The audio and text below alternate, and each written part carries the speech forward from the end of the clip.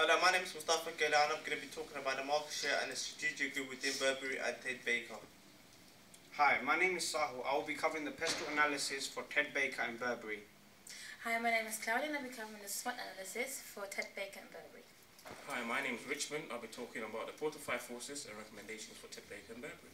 Hi, my name is Tim. I'll be talking about the life cycle and value chain of Ted Baker and Burberry.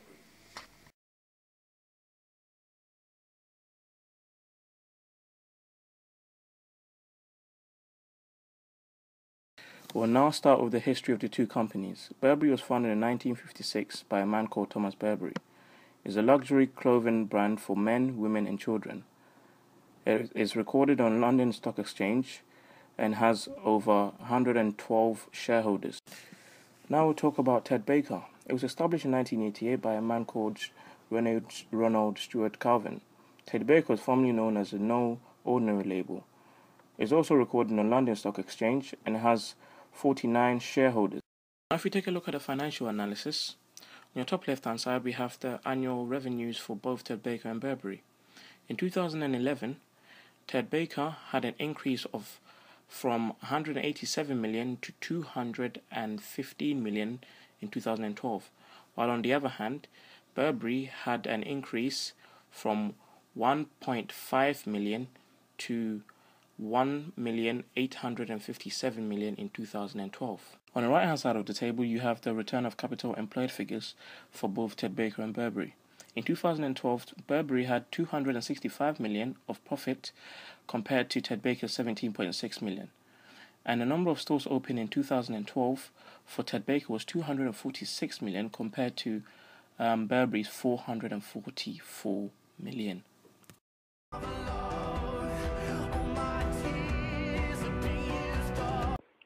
Burberry SWOT analysis, starting with strengths of Burberry. Burberry has a huge network of retail, wholesale and licensing channels globally. They're one of the biggest fashion houses in the UK, offering clothes, perfumes and beauty products.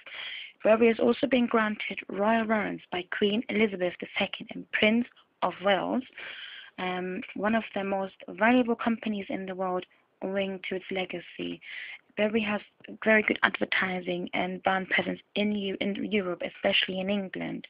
They have associations with international celebrities to reach out to their customers. Moving on to some of Burberry's weaknesses. Due to Burberry's positioning, and it's very much accessible in the high street and has a low couture presence, unfortunately. The brand can diversify into youth everyday fashion, as currently the apparels have too much of an English appeal. Next, moving on to Burberry's opportunities. After collaboration with other brands, the brand hopes to make fashion more affordable. More advertising and marketing would increase visibility. Global expansion would help the brand to grow worldwide. Threats of Burberry. The brand faces threat from other competitive everyday brands in terms of pricing as well as availability. The customers have a higher bargaining power and low switching costs. Now moving on to Ted Baker's SWOT analysis. Ted Baker's strengths include Ted Baker are one of the most famous fashion brands in the UK. We offer a wide range of fashion as well as fragrances, footwear, accessories. Ted Baker also provides clothes for different ages from children to matured ones. Weaknesses of Ted Baker include, as they are a growing business who are expanding, they are great risk of high financial outgoings. Ted Baker belongs to mid-level brands and has strives in North America and Europe. Moving on to Ted Baker's opportunities. They can open more shops and outlets in London as well as other places in the UK. They could do more affordable accessories like purses and belts, as well as scarves. And lastly, moving on to some of Ted Baker's threats. Obviously, there's counterfeits. They need to be aware of copyright. This part of the video will focus on pestle analysis. Pestle analysis is an abbreviation of political, economical, social, technological, legal and environmental. How to determine whether a factor is an external factor would be by asking the question, would these factors exist if the firm did not? The aim of this part of the video will be to determine what impact these external factors have on Ted Baker and Burberry. The two main factors that are more than likely to affect the retail sector when it comes to pestle would be social and economical. Social factors would focus on Burberry conducting research using social media. Burberry and Ted Baker have both opted to go for main social networks such as Twitter, Facebook. On these websites, you can easily navigate to the website of these brands. As well as doing so, you can leave feedback as well as ideas of how they can improve their products or what kind of products consumers would like to see from them. Economical factors that may affect the brand would be, one would assume, would be pricing or marketing. However, for Burberry and Ted Baker, this is not the case because both these brands are luxury brands. And due to the fact that they are luxury brands, people that purchase products from them aren't necessarily concerned about the price. They're more concerned about the quality of the clothing. And therefore, although many would assume that the current financial crisis may have an impact on the sales or the income generated by these firms, it actually hasn't. Because they are luxury brands, their consumers have stuck by them because they offer high quality goods. Burberry's value chain. They have an head office based in London, UK, with a democratic position which allows the company to operate in retail and also channels across the globe. Burberry recruits purely on the basis of skills and experience, offers professional development and internal promotions. Ted Baker's value chain. Same as Burberry, they have their own head office in London, UK, and they're divided into different sectors as finance, IT, HR, operations and brand communications, and free distribution channels such as retail, wholesale and license. Industry life cycle. Burberry and Ted Baker are both well-known established brands that have been around for many years.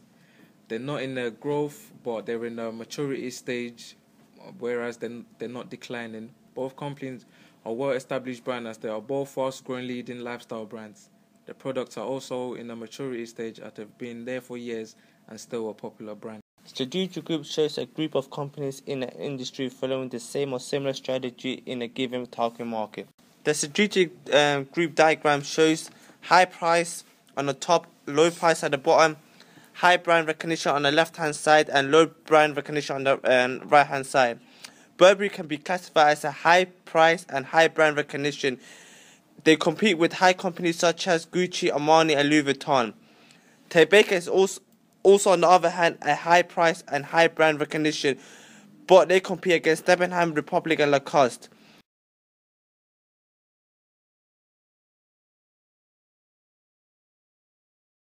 Now, if we move on to the Porter forces, there are 5 factors that determine the nature of a competition within an industry. Out of the 5 key factors in Porter forces, we'll be focusing on 3. And first of all, we'd like to talk about the rivals' intensity within the industry. Now we're moving on to bargaining power of buyers, to both Burberry and Ted Baker. Powerful consumers are able to exert pressure to drive prices low, or even increase the required quality for the same price, and therefore reduce profits within an industry. Because the prices for products within the luxury clothing market segment is very high, if consumers feel they do not need to pay such amount for their products, then the company could be in real trouble as they rely heavily on consumers to buy their products to make profit. Threats of substitute products. Consumers having so much power can choose to buy products from other companies that may differentiate slightly along with quality and style from one another. For example, if consumers could get the same product at a relatively low price than what Burberry and Ted Baker offer, then they may be swayed to switch over. Therefore, products and accessories in this market segment has a threat of substitute products.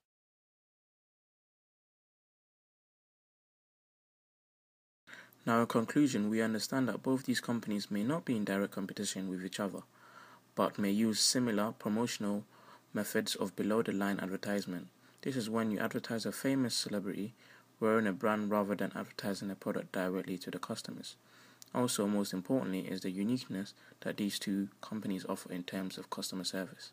Thank you.